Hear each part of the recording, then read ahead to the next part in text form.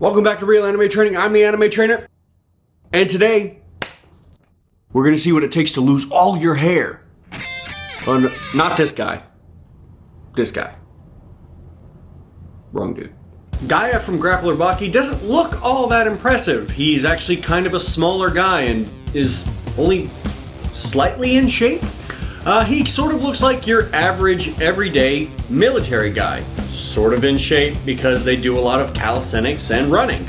But what you don't know is that he has the ability to regulate his adrenaline, which means that he can produce massive amounts of strength and stamina immediately for no reason whatsoever other than plot.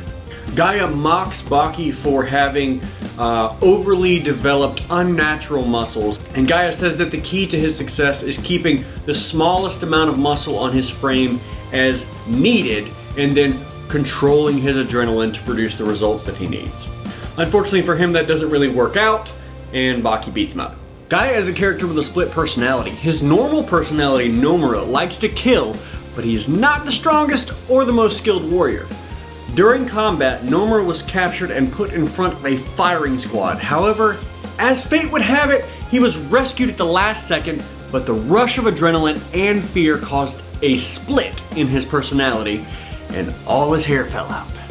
As a result, whenever Nomura experiences an adrenaline rush, he switches to Gaia, a warrior who controls the body's natural limit breaker of adrenaline to push himself to whatever level of strength, speed, and awareness that the situation requires. His belief is that he does not need to put on additional muscle mass in order to be stronger, because he can merely manipulate the level of adrenaline that his body puts out. Haha, take your bulging biceps elsewhere, mister. Baki, however, shows him the error of his ways by stomping a mud hole in the hairless Gaia. Score 1 for training. Nomura at some point would have had to undergo military PT, and I imagine probably still continued those exercises since they don't really build much mass. But they are good for developing basic strength and good muscular endurance, which is very important for a soldier. As such, this workout is based on a general military PT session. The generals have a PT session? I don't think you have to do PT when you're a general anymore. No, but you said a general PT session. General PT session involves coffee cups. Exactly. What is it? Was the 6 ounce girls? Yeah. 6 ounce coffee cup girls. Sorry, I've got to go to PT. Going to the bathroom because you drank so much, doing so many coffee curls. Going to the White House. So coffee curl, toilet squat. White House walk. White House walk. Okay. White House walk. There we go. Oh God. So we did something a little bit different for this Real Anime Training. I actually went through the workout. However, funny story, I was sort of on autopilot that day before I went to the gym, and not realizing that it was a very heavy cardio day that I was walking into, I sort of autopiloted my way into putting my normal heavy lifting pre-workout into a glass, mixing it up, and then drinking it. It was only after that I realized that that was probably a bad idea. So I actually had to tap out about halfway through the workout because I felt like my heart was gonna explode. Which is probably what Nomura feels like when he pumps in too much adrenaline. So it was probably pretty useful for that.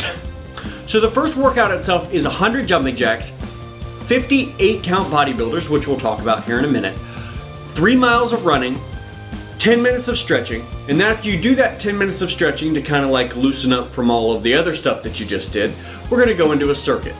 That circuit is 5 pull-ups, 10 push-ups, 20 sit-ups, 30 squats, 40 flutter kicks, and that's on each side, 50 mountain climbers, also on each side, and a 60-second plank. And you're going to do that for 5 to 10 rounds, depending on your level of fitness, and then at the very end, you're going to stretch again for 10 minutes because you're probably going to need to get that heart rate down and also stretch out all those muscles that you just demolished.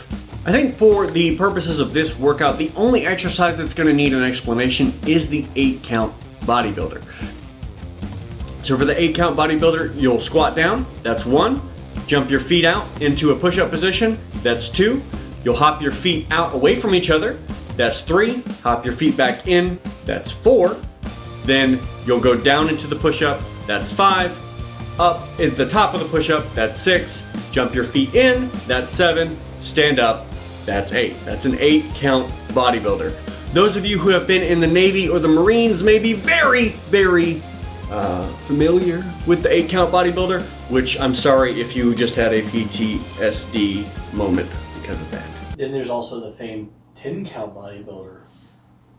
What's the 10 which count? is an 8-count, but you do a burpee at the end. What do you mean? You go all the way to the 8-count, but when you stand up, you hit a jump, come back down, and then in one motion, throw your feet out, do a push-up, come back up. Ugh. Oh yeah. Honestly, after the 58-count bodybuilders, you're probably going to want to tear your own hair out anyway, so you might actually make it through as a bald person by the end of this workout. For the 3-mile run at the beginning of this workout, you're going to just sort of get out there and do it. And you may not be able to push yourself super hard after the 58-count bodybuilders.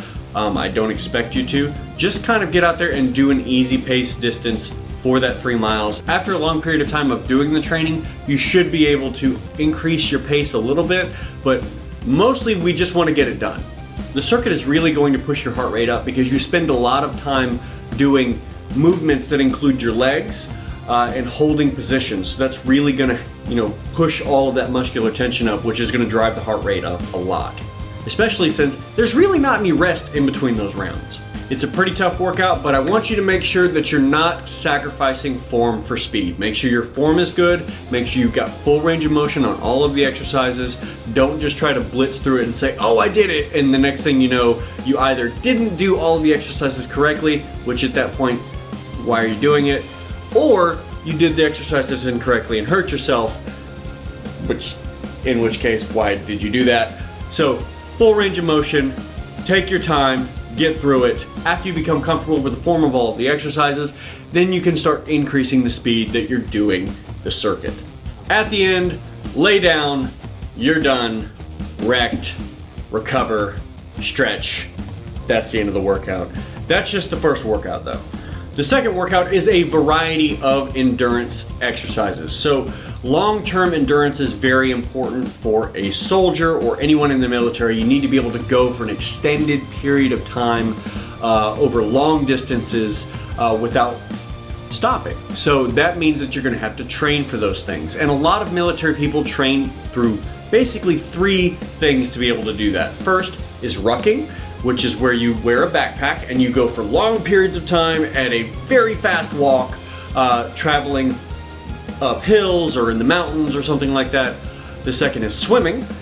So you'll be swimming for a long period of time because if you, for whatever reason, if you're in the Navy or on the Coast Guard or something like that and the boat sinks, you're probably gonna die, but you should know how to swim. And the last thing that military service members do to train themselves to be able to go for a long period of time is just long, slow running. Running for a long period of time, forever. One of the key components to your survival on a field of battle is you may have to get somewhere on foot as fast as possible, which means that it could be 5, 10, 20 miles away. So you're going to have to be able to learn how to traverse those distances, either running or carrying a large amount of gear, which would be the rucking. And you may also run into some swimming obstacles along that way, so you should be good at all of those things. So the second workout for Gaia is you're going to pick one of those endurance activities, rucking, swimming, or long run training, and that will be your workout for the day. Let's talk about each of those individual things by themselves, and then we'll talk about how to do everything all together. So for the ruck training, we will need a backpack or a weighted vest or something like that so that you can mimic carrying lots of gear. So you're going to be 25 to 70 pounds or more depending on your level. We're going to start at 2 miles and then we're going to slowly build your distance. If you were just starting out, you're going to start with 25 pounds and that 2 miles, and then you're going to either increase the weight or the distance as you feel comfortable doing it. You should be able to cover that distance at about a 4 mile an hour pace before you start increasing the weight or the distance itself. If you can, you should do this on very hilly or mountainous terrain, but if not, just do your best on whatever you've got. You can either increase the distance or the weight when you're able to finish the given course with the given weight at a 4 mile an hour pace. Next, swim training. You're gonna do sets of 400 meters in any stroke. So it doesn't matter if you do a freestyle or backstroke or butterfly, whatever you want to do, that's fine. And you're going to increase the number of sets that you do as your fitness allows. So you're going to rest 1 to 2 minutes between those 400-meter sets. But if you cannot swim 400 meters without stopping, you can break it into however many sets you need to get that 400 meters done. But don't do more than 400 meters in a workout if you can't swim the whole 400 meters in one go. So if you can't do 400 meters at one time, break it into sets of 50, sets of 100, whatever you need to do, but then call it. Once you can do 400 meters at one time, then you can start doing multiple sets of 400 meters. And since it's so long, mind you, 400 meters doesn't seem very long in running or walking, 400 meters in the water is a long, long way if you're not used to it. So swim a slow, controlled pace, get it done, call it a day. Then we've got long run training. You're gonna run 5 to 20 miles at a slow, easy pace.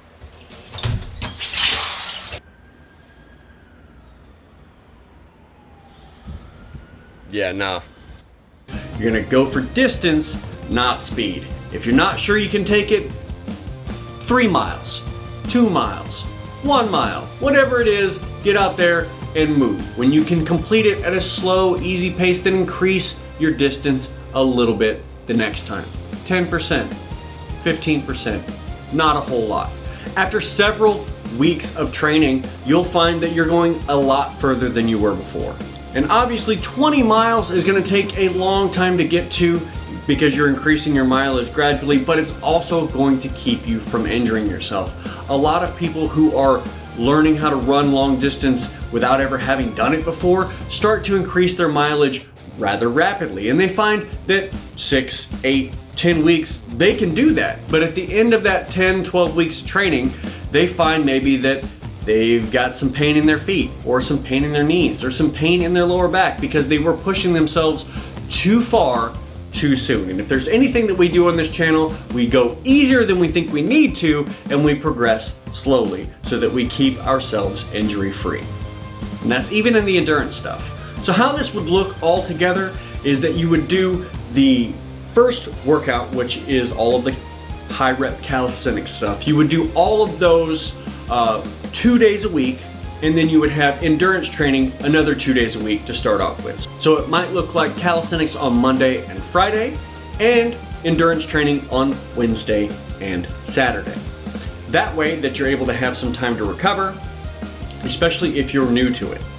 I recommend that you stay at this 4-day-a-week training program for quite a while, 6, 12, 18 weeks, maybe even longer, just because all of that endurance work is going to start piling on, and you don't want to add too many days too early because it's going to, like, the overall mileage and the overall wear and tear on the body is going to be pretty rough after several weeks. So you want to, like I said, you want to take it slowly. So 2 days a week, like Monday and Friday, we're doing the calisthenics, which does have some running in it, and then we've got the long distance endurance training on Wednesday and Saturday. So you may do on Wednesday, you may do rucking, and then on Saturday you may do a long run, and then the next Wednesday you do swimming, and then on Saturday you do a long run, and then you go back to rucking, and then maybe you swim on that Saturday. And so you're kind of changing it up, and you're working on each of those things 1 to 2 times a week. After 6 months or so, when you feel like that you've kind of gotten into a good rhythm of that and you're kind of working through it,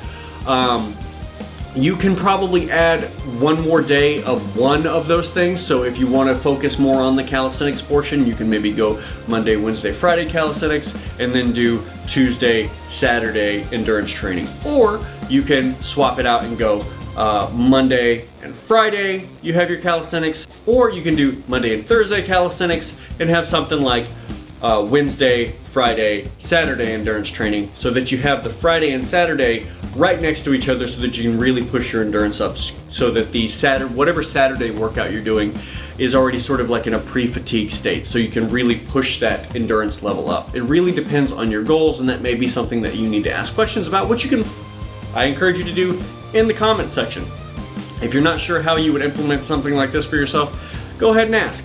As far as progressing the calisthenics is concerned, if you are able to do all 10 rounds and the first part of the calisthenics and with the 3 miles of running at it, and you are killing it and you've just like mastered that and you want to try to take it up a notch, you're welcome to add a light-weighted vest, something like 5-10 pounds, and then see how that affects your performance. You can also do harder variations of the exercises or add a tempo. There are ways that you can make that more difficult as well, but I want you to focus on the workout as written to begin with so that you have a good understanding of each of those very basic movements over the course of that workout. So you don't want to do, like I said, don't want to do too much too soon. Hey guys, it's the Kinder here. So regardless of what your military friends told you, bang energy, cigarettes, and not sleeping are definitely not the way to actually train. It's just how they have to live their lives. This workout was requested by Mario Granzato, who is our MVP. He is a patron and a YouTube member. One of the Patreon tiers that we have allows you to be able to request one video a month. So if that interests you, check that out in the description. Thank you guys so much for watching this video. I hope you enjoyed it. Make sure that you subscribe to the channel, like this video, and share it with your friends. I appreciate you guys for coming and being a part of the channel. And also thank you very much to our YouTube members and our Patreon subscribers. You guys are great. You help make all this stuff even more possible because you allow us to be able to like invest money back into the channel, which is basically what we do with all of the money at this point. I'm the Anime Trainer, and until next time, good luck and train hard.